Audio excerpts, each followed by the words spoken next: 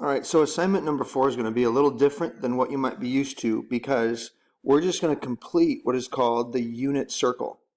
So the unit circle, let me just describe what this is first. The unit circle, if I draw a graph where it's 1, 1, 1, and 1, and I draw a circle around that graph, that's the unit circle. It's called the unit circle because this would be 2 units, 3 units, but this circle is just 1 unit in radius around the entire circle. And so we've been talking about how we describe angles, like how this would be an angle, and we have a horizontal component and we have a vertical component. And as we go around the circle, there's just certain measurements that we're going to want to know as we go around the whole circle. And so you will have, you can download the sheet of paper or just get it from class, the unit circle that looks like this. And our homework assignment is to simply complete this unit circle. And so there are certain things that you should know right now. Here we have a point at 1, 0. If I start right here in the middle, that's the point 0, 0. That's the origin. If I go up a unit, that's the point 0, 1. If I go left a unit, this is negative 1, 0. And if I go straight down, that's the point 0, negative 1. But before we get to the other vertical and horizontal components, I want to start by just looking at the angle measures. And so on the inside of the circle, we have all of these angle measures. Like here we have, this would be 0 degrees. And when we measure an angle, we always start here at 0 degrees and work our way around the circle in a counterclockwise direction. So if I continue to go around, let's just do the obvious ones first. If I move around this, this is up here going to be 90 degrees. If I go halfway around the circle, this is 180 degrees here.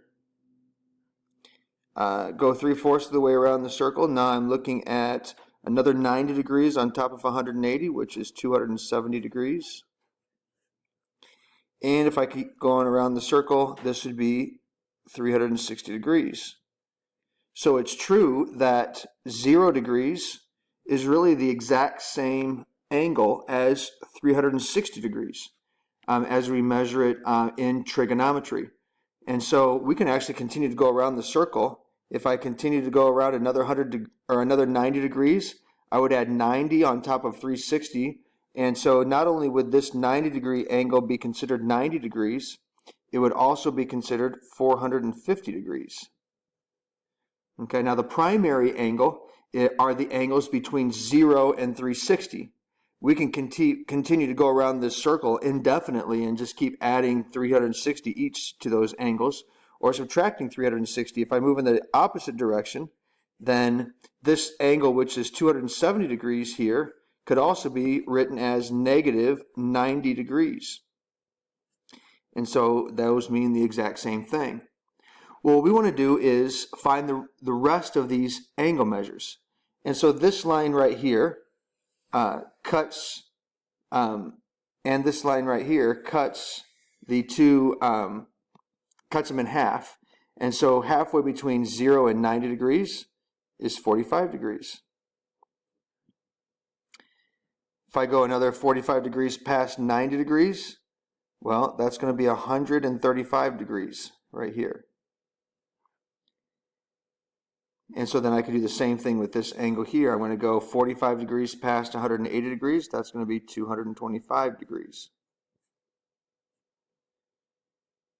And 145 degrees past 270 is going to be 315 degrees. Now what I don't want to do is fill in all these for you. I want you to figure some of them out on your own. And so I'm going to leave these last few angle measures up to you. But here's what's going on. If I take this 90 degree angle and divide it into three equal parts, that's what these 3 parts are here. And so the whole thing is 90 degrees. This one's going to be 30 degrees. So I have 30 degrees. I have 30 more degrees, which means this is going to be 60 degrees.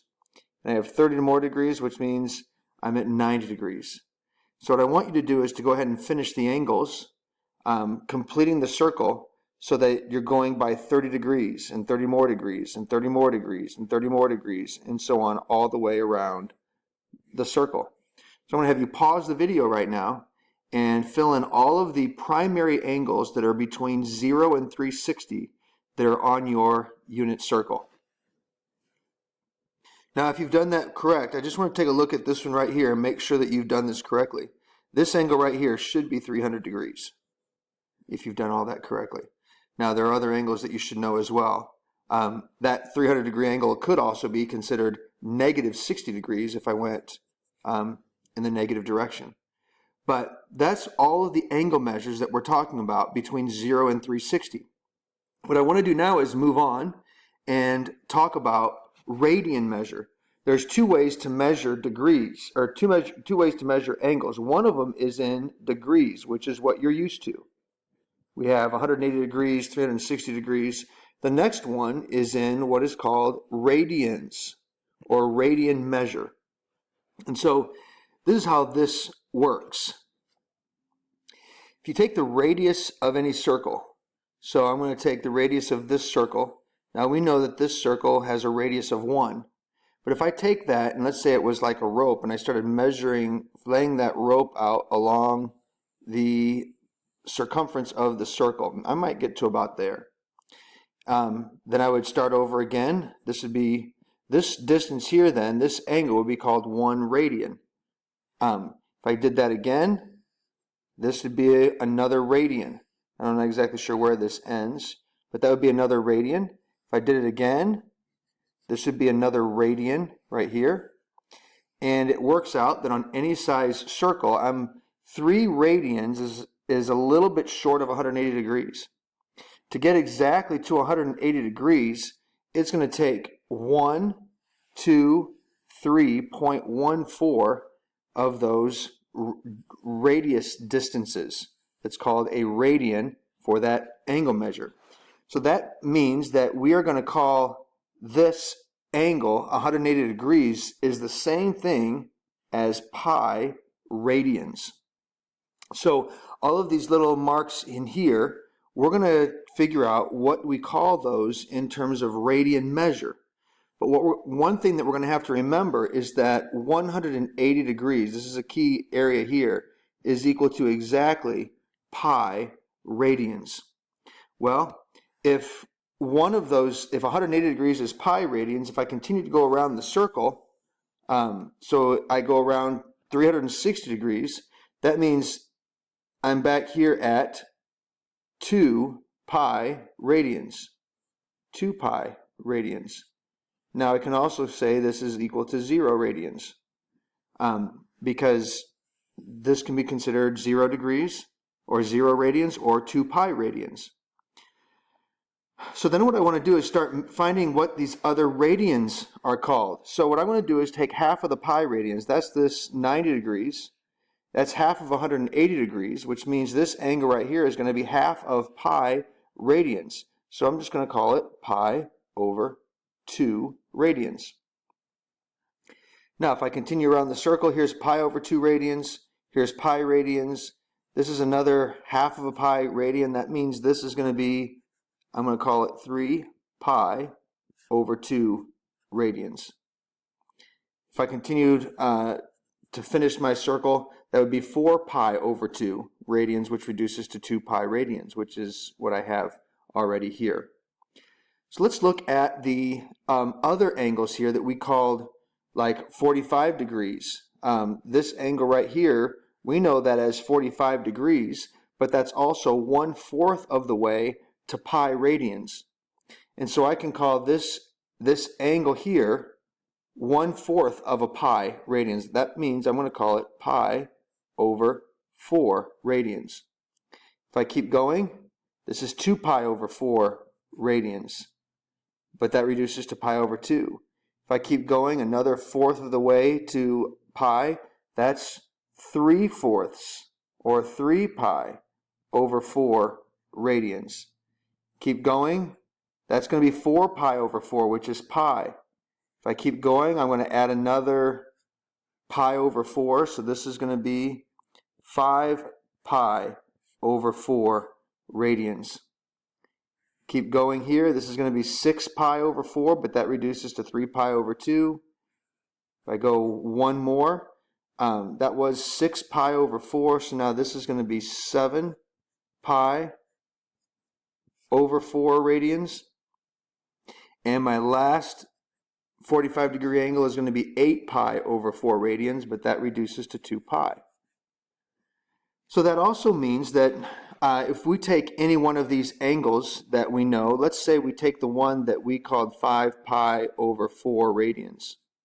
5 pi over 4 radians then is the same thing as what we had on the last slide here for degrees. And that was 180 plus 45, which was 225 degrees. So 5 pi over 4 radians is the same angle as 225 degrees. And we can do the same thing with all of our other radian measures. They're the same thing as the angle measure on the same line. Let's go ahead and continue this with our 30-degree angles. I'm not going to do the whole thing on this one, but I'm going to get you started at least.